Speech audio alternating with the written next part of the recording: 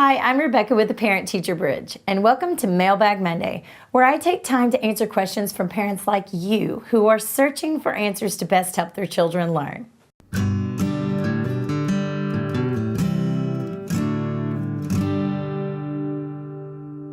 Before we get started, click the link in the description to get my free guide, 5 Quick Tips to Immediately Help Your Struggling Reader.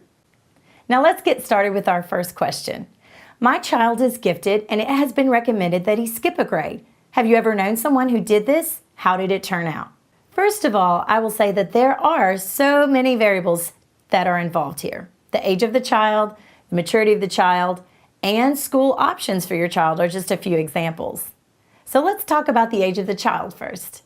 Some children have late summer birthdays, which makes them younger than the rest of their class already. If one of them skipped a grade, they would be with students 12 to 24 months older.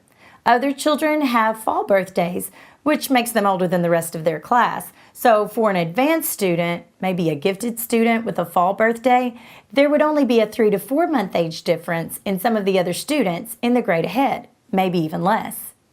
When parents talk about skipping grades for their child, I ask them to fast forward to the teen years to see what graduation looks like for their younger than 18 child and how they will support him or her.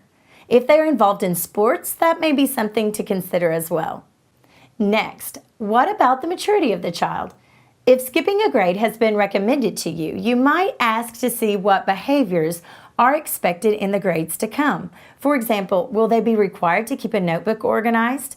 Will they have regular homework or switch classes? Most parents are concerned about the ability of the child to socialize with other children in the class in the grade above. So if a teacher is suggesting that your child skip a grade, ask the principal and teacher if your child could visit another class for recess and maybe some subjects. Then the teacher in the grade above can observe how your child has interacted and followed her expectations. Lastly, consider the school options. We all know that schools vary from location to location. If your child does have options at his current school to challenge him, it might not be so critical that he skip a grade. This could be in the form of a program that meets each week or assignments with higher expectations. Certainly, ask what your child's school has to offer in the form of challenging opportunities.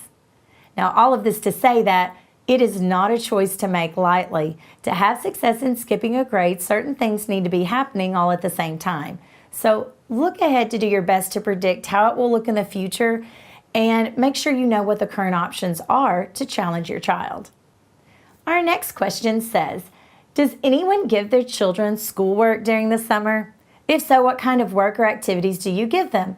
My oldest has an issue keeping attention, and I don't want summer to mess with the progress we've made, but I won't just give him activities. His brother and sister will do them too, ages 4, 7, and 8. This question comes from a parent of a child with ADHD. Now, many students regress in their academic skills over the summer, but some children can also regress in their ability to focus or work with a good attitude. Now, imagine how difficult the start of school can be, especially with a new teacher, new skills, and a new class if the child is out of practice. Now, for my own son, who is homeschooled, I even see a difference in attitude, effort, and stamina when he gets a week off from school. In fact, I will often lighten the workload on the weeks off instead of taking away all schoolwork, because I know it will be much more difficult to get him back into the groove of being productive and focusing on his schoolwork. Now, there are several options if you are looking to have your child do some schoolwork during the summer, a modified amount, of course. As a parent of multiple children, you can choose to have them all work on similar skills at different levels, of course, or have them each work independently in a workbook of their own or computer program.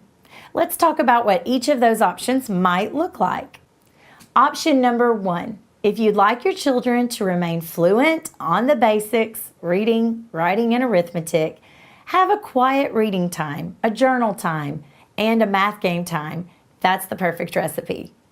Now, the reading time could be you reading the book to your child quietly listening to an audiobook while following along, or your child doing the reading to you. This can even be mixed up on different days of the week if you like. A trip to the library makes this part more exciting.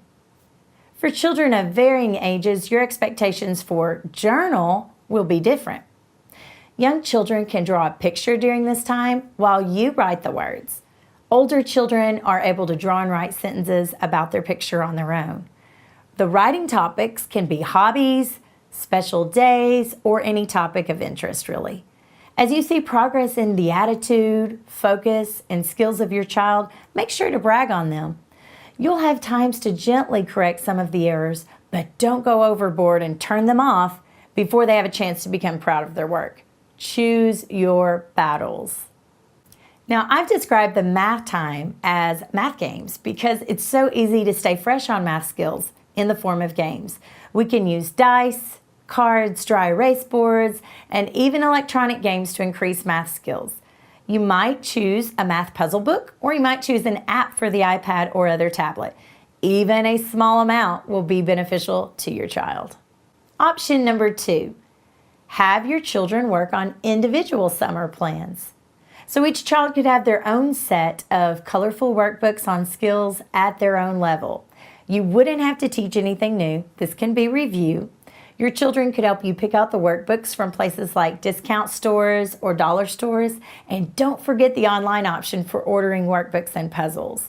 Online, you'll be able to check the reviews and have easy delivery. So here's your takeaway if you choose some summer work to keep your child fresh on school skills or in the habit of focusing on schoolwork. Set your expectations and routine and reward. Use verbal praise and tangible rewards for effort and attitude, such as special trips to the park or pool, ice cream, or really anything else that motivates your child. I hope you found this video helpful. If you did, comment below which idea you liked best. And if you'd like to ask a question for our Mailbag Monday, leave it in the comments section. Don't forget to click the link in the description to get my free ebook, 5 Quick Tips to Immediately Help Your Struggling Reader. Subscribe to my channel by hitting the button below. And you can also find the Parent Teacher Bridge on Facebook and Instagram. Be sure to visit my website, theparentteacherbridge.com, for more help with your child's learning. Remember, you are your child's most influential teacher.